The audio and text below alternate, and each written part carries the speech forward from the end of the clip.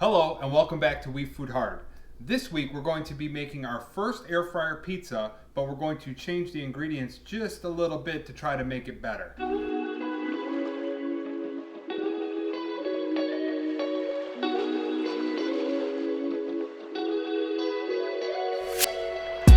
So when it came to the ingredients for the first air fryer pizza we built, we were using like a store-made pizza sauce, pre-shredded mozzarella cheese, regular pepperoni, just really easy things to test how fast we could actually get our pizza built and into the air fryer. So we'll touch on our ingredients that we're using today in a few minutes, but we're first going to start with the dough. Now the dough recipe, I'll link it in the description and I'll put a little tag in the video here. The dough recipe we use, it's in the first video, so you guys can check that out if you have not seen it. I've already made the dough here and rolled it out into my sheet pan, and the one thing I did not care for last week was how soft the dough was. I honestly thought that with the amount of dough here and the time that it had to cook, it didn't have enough time to crisp up. So I'm going to try something a little bit different here with the dough. I'm going to take a fork and I'm just going to pop some holes in here the dough is going to rise when there's nothing on top of it. So I'm just making a couple air holes here to kind of get some of that air out so that the dough rises a little bit but not too much in the air fryer here. Then I'm going to take some olive oil and I'm just going to brush this dough really lightly so it's not like burning or anything, and it will help actually absorb into the dough.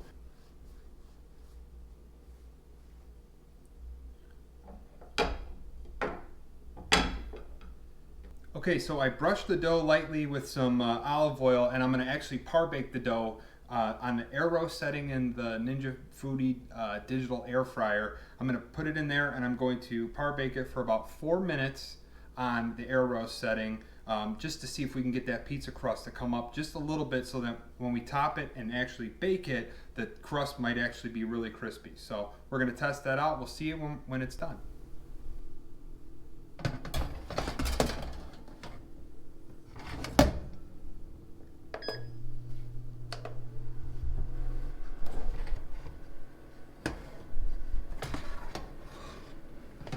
Okay, so our pizza dough just came out of the air fryer, and you could see that it has some really nice volume here. Our fork holes didn't really stop it from raising too much, but you could see as like the middle, there was a big bubble in the middle, but now that it's cooling, that's starting to fall back down. Now, I know I said on the first pizza that we made in the air fryer that we were going to spice up the ingredients a little bit. So rather than using a store-made sauce, we made our own sauce here. We're going to use some minced garlic on top of that for under the cheese. I have some full-fat, low-moisture mozzarella cheese that I shredded myself. I definitely prefer shredding my own cheese rather than buying the stuff at the grocery store. I have some fontina cheese that I'm going to use on top of that, and then we're going to top it with the pepperoni. So without further ado, let's get this thing built.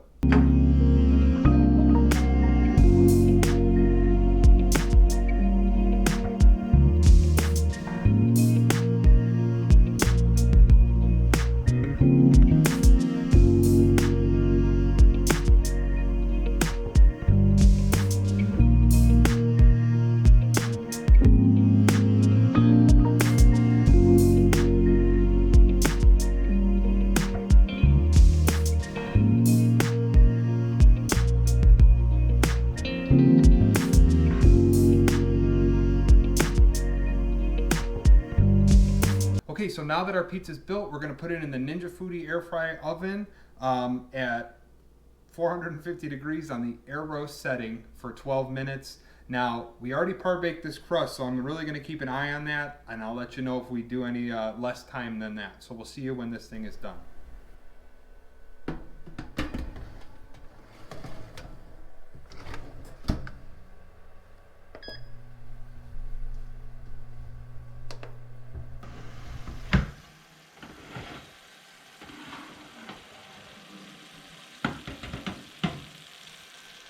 Okay, so our pizza just came out of the Ninja Foodi air fryer, and I have to say that it does not look as attractive as the last one did, but looks aren't everything, right? It's all about how it tastes too. So I'll get you guys a quick look real fast. And like I said, I don't think it looks as attractive as the last pizza, but the crust is a nice golden brown. The cheese is melted out nicely. The pepperonis in the middle did not crisp up as much as I would have liked them to. The edges are really crisp, but the middle's not as crisp as I would like it. But I'll cut into it. I want to test the crust to see if par baking really did help. The crust still feels pretty soft, so we'll give it a crust test real quick.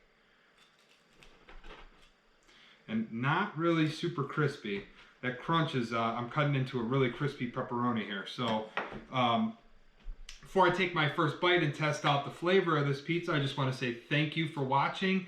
If you enjoyed this video, make sure you give it a thumbs up. Share it with anybody you'd like. If you're not subscribed to this channel, make sure you do. It definitely helps us out, and we don't want you to miss anything we have coming out. So don't forget, work hard, food harder.